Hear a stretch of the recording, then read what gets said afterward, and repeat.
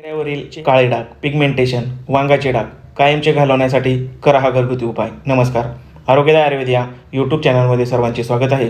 आपल्यापैकी प्रत्येकालाच आपला चेहरा डागविरहित असावा असे वाटत असते, पण असे होत नाही. आजकाल बऱ्याचदा अनेक जणांना चेहऱ्यावरील वांगाचे चट्टे दिसून येतात. साधारण 35 ते 40 वयोगटातील महिला आणि पुरुषांना देखील चेहऱ्यावरील वांगाच्या समस्येचा सामना करावा लागतो. आपल्या चेहऱ्याचा स्किन टोन समान दिसावा म्हणून बऱ्याच महिला कलर करेक्टर, कन्सिलर, फाउंडेशन किंवा बीबी क्रीमचा वापर करतात, पण हे तात्पुरते सोल्युशन असते.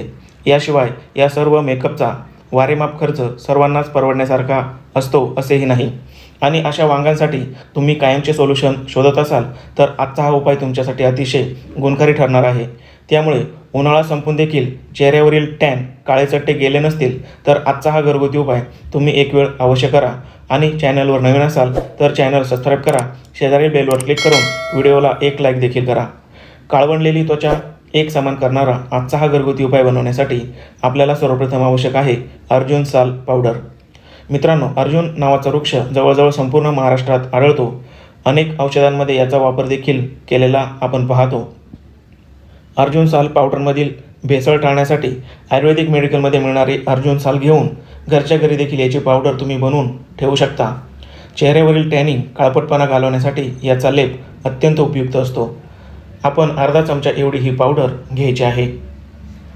यानंतरचा दुसरा घटक म्हणजे मंजिष्ठा पावडर. मंजिष्ठा या वनस्पतीच्या वाळवलेल्या मुळ्या आयुर्वेदिक औषधी दुकानामध्ये उपलब्ध होतात. त्यांची पावडर बनवून आपण वापरायची आहे. सर्व प्रकारचे चर्मरोग मुळापासून बरे करण्यासाठी याचा वापर होतो. अनेक आयुर्वेदिक औषधांमध्ये मंजिष्ठाचा वापर केलेला आढळतो.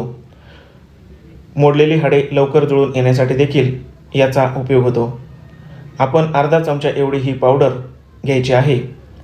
आता शेवटचा घटक म्हणजे मध. तुमची त्वचा खूप कोरडी, रखरखीत, निस्तेज दिसत असेल तर तुम्ही मधाचा नियमित वापर करा. मधामध्ये अनेक प्रकारची खनिजे, जीवनसत्वे आढळतात जी त्वचेसाठी फार उपयुक्त असतात.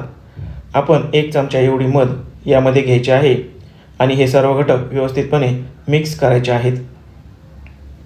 मित्रांनो, ज्या व्यक्तींच्या शरीरात उष्णता जास्त असते अशा व्यक्तींना चेहऱ्यावर वांगाचे चट्टे येण्याचे प्रमाण जास्त असते. अशा व्यक्तींनी सब्जा भिजवलेले पाणी किंवा ताकामध्ये सब्जा टाकून हे ताक दुपारी पिल्याने उष्णता कमी होते. आता तयार झालेली ही पेस्ट चेहऱ्यावर ॲप्लाय करायची आहे, पण यापूर्वी चेहरा मात्र स्वच्छ धुवून कोरडा करायचा आहे. शक्यतो सकाळच्या वेळी हा उपाय करायचा आहे. 10 ते 15 मिनिट हे चेहऱ्यावर लावून ठेवा आणि नंतर ते धुवून टाका.